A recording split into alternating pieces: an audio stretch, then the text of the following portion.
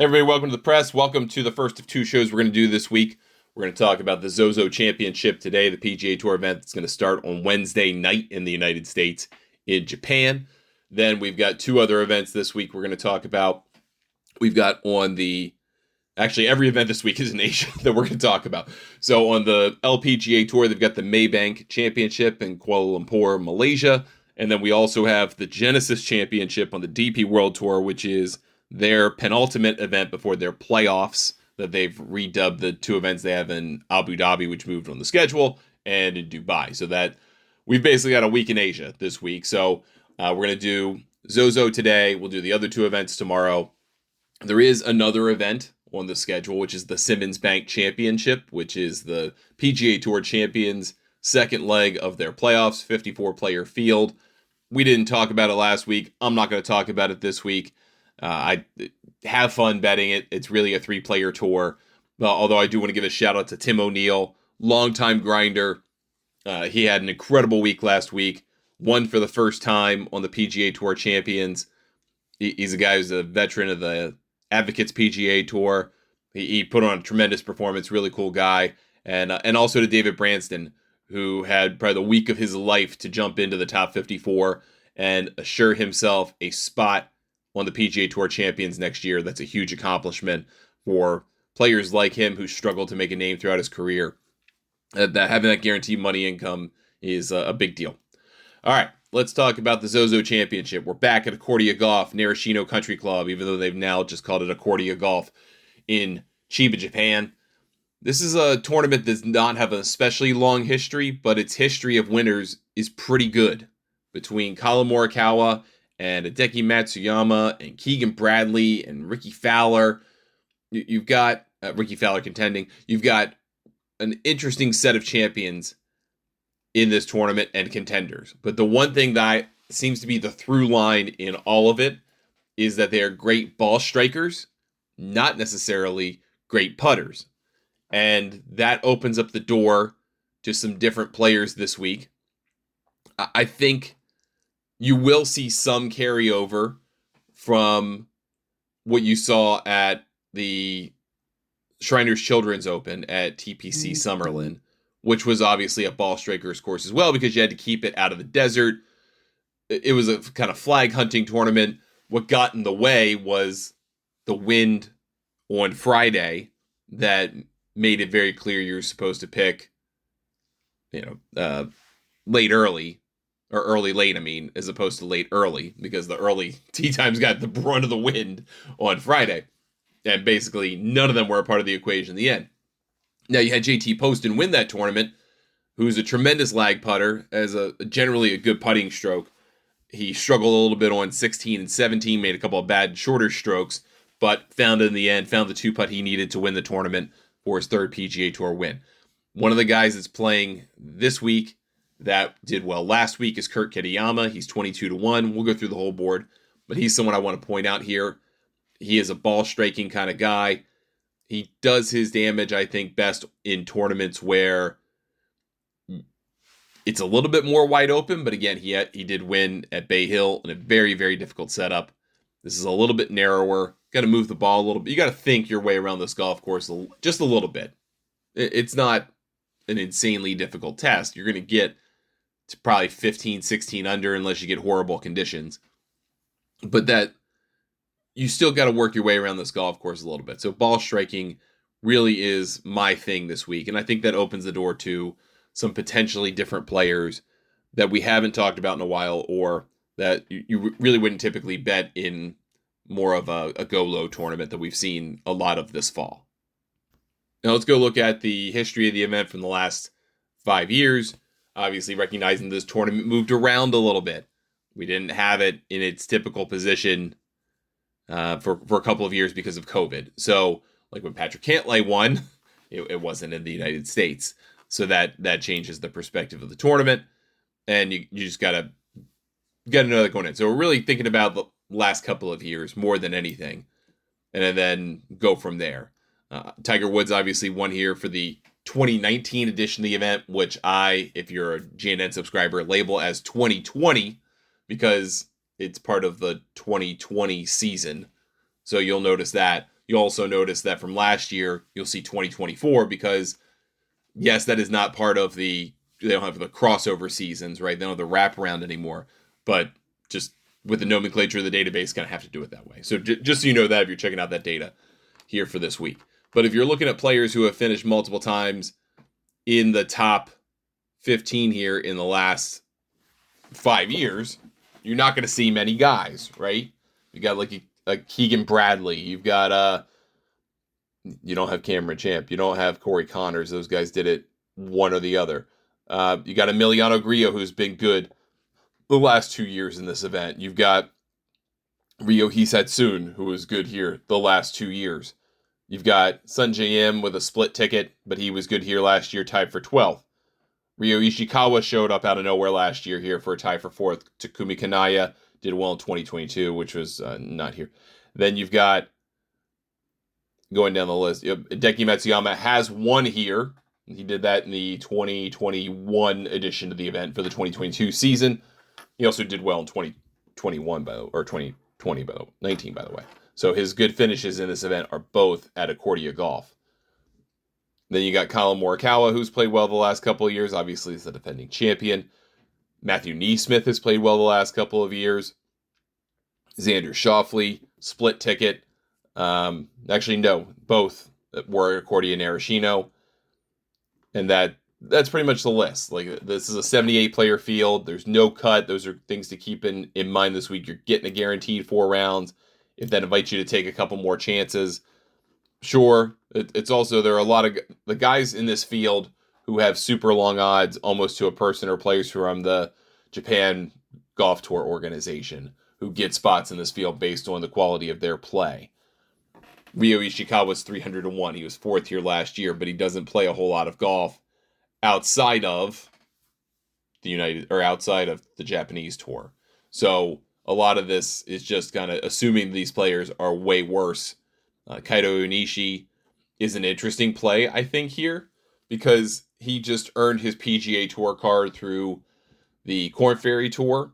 He's 500-1. He won this year. He won at the Stitch Championship in North Carolina, and you might think, where's he going with this? But there is some, very little, parallel between playing in the UNC Championship, and it was very difficult scoring that week, very windy, very much a ball striker's course, and Accordia and Arashino. So if you're going to look for a super long shot among the Japan players at 500-1, I think he's a really interesting play, and obviously he's going to have PGA Tour experience moving forward.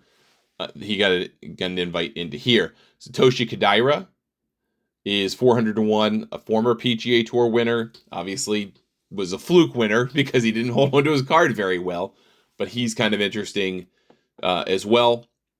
And then I want to just get those guys out of the way real quick before we think about them. Let's go to the top of the table. Xander Schauffele's 9-2 or plus 450, depending on how you want to talk about it. Obviously, he's the best player in the field, 2-time major winner this year, has played well in this tournament. Comes here for a reason with family connections and all that good stuff, but really likes this tournament. But that's an almost unbettable price. Honestly, same is true for Morikawa at 13-2 and for Hideki at 15-2. Those are unbettable prices for me. I understand why you would like any of them heavily. They all had great years. They've all been tremendous in different ways. But it's just really hard to kind of put your money behind a single-digit multiplier for 4 days. If you're going to do that, you might as well try a top 5 bet. At least you get plus money on Morikawa and Hideki Matsuyama at plus 130 and plus 150. Then you get down to like Sunjae at 14-1. This is his one start of the fall. If that bothers you, and it probably will, then 14-1 also seems like a terrible price because you don't know what kind of rust he has. I mean, obviously he was part of the President's Cup, but didn't play individual PGA Tour golf this fall so far. That's potentially a concern. Depends on what you think about it. Sahith Theegala is 18-1.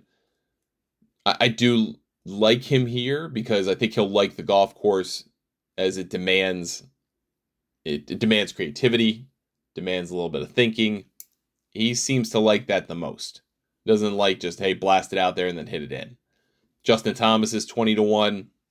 We haven't seen him. He didn't play the President's Cup. No idea where he's going to be.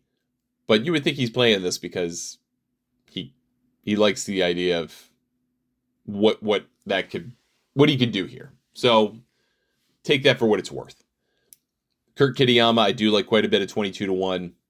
Minwoo Lee at 28-1 is interesting to me because he has been playing pretty solid golf for several months now, but it hasn't been golf that's like in the top 10. It's been golf that's been in the top 25, more or less. And that's not winning golf, but he's had a couple cracks at winning. And he was just over there. He's already been over there to play the Macau Open, won the Asian Tour. So maybe there's a comfort there, although the flight from Macau to Chiba, Japan is nothing short. It's not like it's a puddle jumper for him. There was some significant travel involved. Siwoo Kim's 30-1, Doug Gim's 35-1, along with Beau Hossler, Will Zalatoris, and Maverick McNeely. Mav showed some stuff last week. He's a Vegas guy. Zalatoris is, I just can't, I know that I just said this is not a putting tournament, but he's so bad at putting. It's really hard to get behind that. Beau Hossler is really interesting at 35-1. Doug Gim is too. Gim's really streaky, and he'll throw a great week in there out of nowhere, and then just disappear for a month. May want to look at him at a top 10. Beau Hossler got himself in position at the Sanderson Farms. Didn't close the door. Kevin Yu got him. 35-1, I think, is a reasonable price. And that you do tend to get winners in this tournament. Not out of nowhere, but kind of in this range. Guys who are playing okay or had an okay year, and all of a sudden it's like, hey, that just made their year. Kind of that tends to happen here. So maybe guys in this range are not a bad play. JJ Spawn's an interesting one. Tom Hoagie missed the cut last week. Kind of disappointed in that. Seamus Power's been playing better. They're 45-1 each. Max Homa's 45-1. It just seems like he's got some confidence back, maybe, which I obviously had a really difficult summer. First half of the year was quite good. Summer stunk. I mean, emotionally stunk. And maybe he's starting to figure it out, trying to get back his game, making a change at the teaching side of things. Harry Hall's 50-1. I think he's worth a look at least. If you want to try to draw the comparison to Colonial, which I don't think is that far off. I mean, the putting surfaces are obviously new at Colonial compared to Accordia Golf, but I don't see that far off of a comparison. Eric Cole, Taylor Moore, Max Gracerman, all 50-1. Johnny Vegas, Sam Stevens, Patrick Rogers, all 55. All pass for me. Chan Kim, Ben Griffin, Andrew Novak, Victor Perez, Ryan Fox, Rico Hoey, Mac Meisner, Patrick Fishburne, all 60-1. I did bet Rico Hoey after the fact, first round leader. After we recorded the show, I bet him that morning and almost got there. Thanks to Taylor Pendrith for ruining that. But he did have a really great tournament. And he is a good starter. So you may want to consider him, especially if you look at the weather and you see any visible advantage to his wave over the other. Just worth throwing that out there. He's one of the best players on the PGA Tour statistically in the first round. Also something to throw out there. I like Mac Meisner's game a lot. I'm just not sure how well it travels. Andrew Putnam, Ricky Fowler, 65-1. Matt Kuchar, 70-1. Now we get to some names I do want to point out. K.H. Lee and Adam Svensson, 75 and 80. Takumi Kanaya at 80-1 is it kind of interesting to me. I think he's fallen off a little bit. C.T. Pan's 90-1. Mark Hubbard's 90-1. Kevin Yu's 90-1, which, I mean, the guy just won. I realize he's against better competition, but the guy just won. Shugo Imahira, I think, is really interesting, though, at 90-1. He just won the Japan Open. He's had a great season in Japan. He at one point was ranked like 17th in the world. I mean, it was some kind of absurd mix of how he earned points and just the way tournaments were conducted. But he was really high ranked up in the world at one point. Made a 55-foot bomb to earn the win, his first major tournament in Japan. I know it's not a major championship, but first major tournament in Japan. That 90-1 number is very interesting to me this week. I'm kind of interested in Nick Taylor, too, at 100-1, given the ball striking. And then after that, it starts to get a little dicey. Do you think Joel Damon, realizing this is a no-cut event, he's 129th in the points list, he needs to get inside the top 125. Does he take advantage of this week and go do something special? He's 170-1. I haven't seen it. I feel like he gets down on himself too easily. But that may be a guy to think about. And that would be it for me. Again, I mentioned Kaito Inishi at 500-1, who I think is worth even just a little sprinkle. Just a little bit. $2. Whatever. A tenth, 5% of your normal wager. Just for a fun sweat. I think it's interesting. Beyond that, I'm not going to put a lot of action in this tournament. I tend not to do that in tournaments that I'm almost certainly not going to watch a lot of. It just, I feel weird scrolling on my phone first thing in the morning to go, did I win? Like I played the lottery, which it is. But I don't like that as a bettor. So I just don't get as invested in it. And that's probably why I won't touch this very much. I also don't see a ton of value. I mean, I see some intrigue with Sahith and maybe Sanjay and Kitayama. I can make the case for all those guys just fine. I think I can make one reasonable case for Hostler. I don't like Zalatoris at that number. I guess you can make that case. I can make one for Harry Hall, but I wouldn't love it.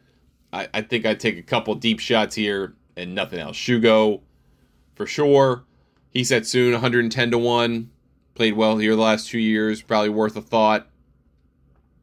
Maybe throw in a 170-1 on Joel Damon just for fun, and then a Kaito Inishi, get out of there. And I don't, just pizza money. Just see what happens. I think that's going to be my plan of action. For total transparency purposes, I have some bonus bets at DraftKings. They're like $5 each. I'm probably just going to throw a bunch of $5 bets at this and see what happens. Much lower than my normal stakes. But at least I feel better waking up and going, oh, I lost, with a bonus bet as opposed to real American dollars that will cost me real American money. So that's probably going to be my plan of action here this week. I do enjoy the tournament. I just think there's just not enough here to really feel like you've got any kind of edge. So even with current form, and I know a number of the players that played in Las Vegas last week made the trek over here, it's kind of been a weird change to the fall that most of the players are just grinding their way through. They're just going to keep on playing to make sure they get in their top 125 or have their chance at the top, the 51 through 60 range for those first two domestic signature events, the mainland events. That just means you're going to get guys who can swoop in and win because they're fresh, and guys who are probably tired because they played a lot. That doesn't seem like a great mix for betting. Just me personally. But if you've got thoughts, you got questions, email me, ryan@thegolfnewsnet.com, on social media at Ryan Ballingy or at Golf News Net. Join Golf News Net for $40 a year, $60 for 2 years, or $80 for 3 years for a fall special at golfnewsnet.com. You also get a monthly shout out on Golf News Net TV. We're adding that benefit in now that the TV channel is launching in the next couple of days on streaming services, not just on our website. So we've got lots of benefits to being a member. So thanks to those of you who are members. Thanks to those of you who are joined. If you got questions, please reach out. Be back with another show tomorrow. We'll talk about the other two events, major events of the week in Asia. Get through those for you and hopefully give you some good tips for the week ahead. Thanks so much for listening, and we'll talk to you next time on The Press.